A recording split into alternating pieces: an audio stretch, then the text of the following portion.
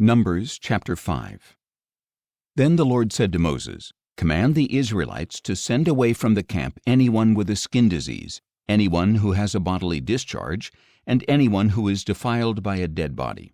You must send away male and female alike. Send them outside the camp so they will not defile their camp where I dwell among them."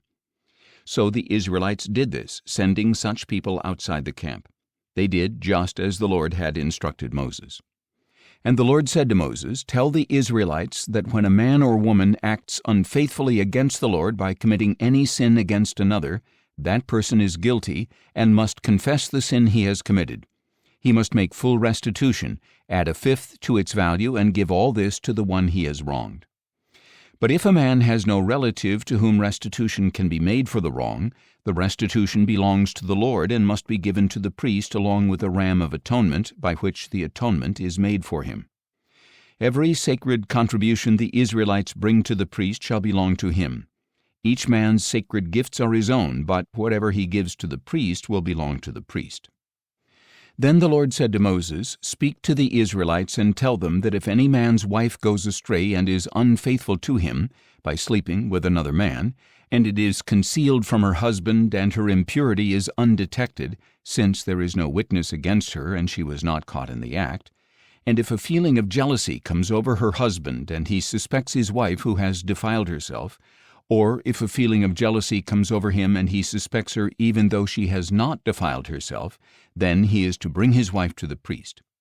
He must also bring for her an offering of 1/10 of an ephah of barley flour.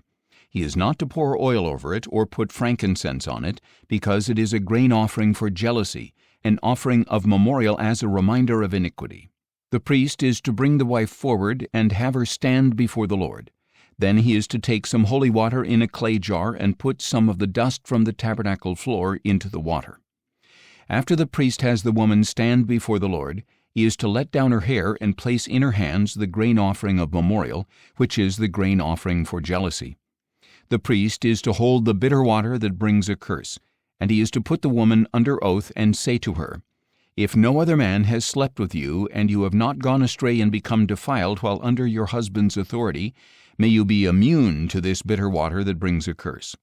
But if you have gone astray while under your husband's authority and have defiled yourself and lain carnally with a man other than your husband," and the priest shall have the woman swear under the oath of the curse, "then may the Lord make you an attested curse among your people by making your thigh shrivel and your belly swell.